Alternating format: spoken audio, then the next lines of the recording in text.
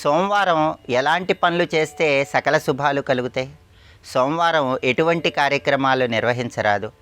అదృష్టాన్ని, ఐశ్వర్యాన్ని అందిపుచ్చుకోవటానికి సోమవారం రోజు ఎలాంటి ప్రత్యేకమైన విధి విధానాలు పాటించాలో నేటి పరిహారాలు, పరిష్కారాలు అనే అంశంలో పరిశీలిద్దాం. సోమవారం జల సంబంధమైనటువంటి పనులు నిర్వహిస్తే ఉత్తమ ఫలితాలు కలుగుతాయి. అలాగే జాతక దోషాల తీవ్రతను తగ్గింపజేసుకోవటానికి సోమవారం రోజు మొక్కలు నాటితే ఉత్తమ ఫలితాలు కలుగుతాయి. మొక్కలు నాటి వాటికి నీళ్లు పోసి వాటి చుట్టూ ప్రదక్షిణలు చేయటం ద్వారా గ్రహదోష తీవ్రతను తగ్గింపజేసుకోవచ్చు.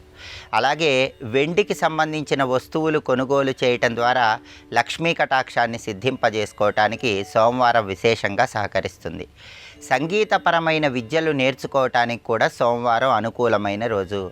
సంగీత పరికరాలు నేర్చుకోవటం మొదటిసారి సోమవారం రోజు ప్రారంభిస్తే ఆ రంగంలో అత్యుత్తమ స్థాయికి ఎదగటానికి ఆస్కారం ఉంటుందని జ్యోతిష శాస్త్రపరంగా చెప్పడం జరిగింది.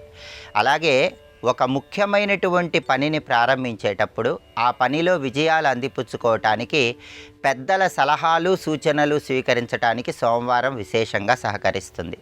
అదేవిధంగా వ్యవసాయదారులు ఎవరైనా సరే కొబ్బరి, మామిడి, అరటి, జామ ఇలాంటి పంటలు వేయటానికి సోమవారం విశేషంగా అనుకూలిస్తుంది.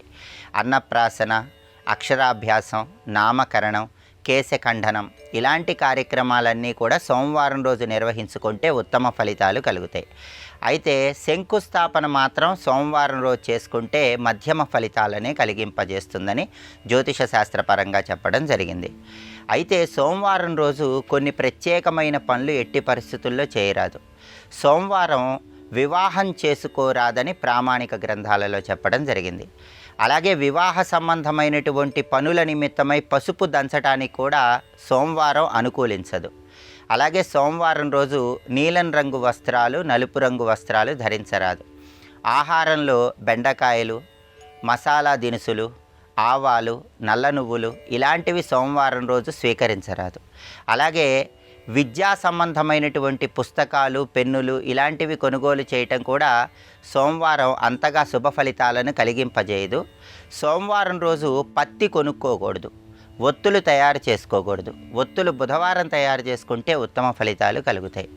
అయితే సోమవారానికి అధిపతి చంద్రుడు కాబట్టి, చంద్రుడికి అధిష్టాన దైవం శ్రీ మహాలక్ష్మీదేవి కాబట్టి సోమవారం రోజు లక్ష్మీదేవిని తెల్లటి పుష్పాలతో పూజించడం ద్వారా లక్ష్మీ కటాక్షానికి ప్రతి ఒక్కరూ సులభంగా పాత్రలు కావచ్చు, సకల శుభాలను సిద్ధింపజేసుకోవచ్చు. ఇలా సోమవారం రోజు ప్రత్యేకమైన పనులు నిర్వహించడం ద్వారా విశేషమైన ప్రయోజనాలను అందిపుచ్చుకోవచ్చు.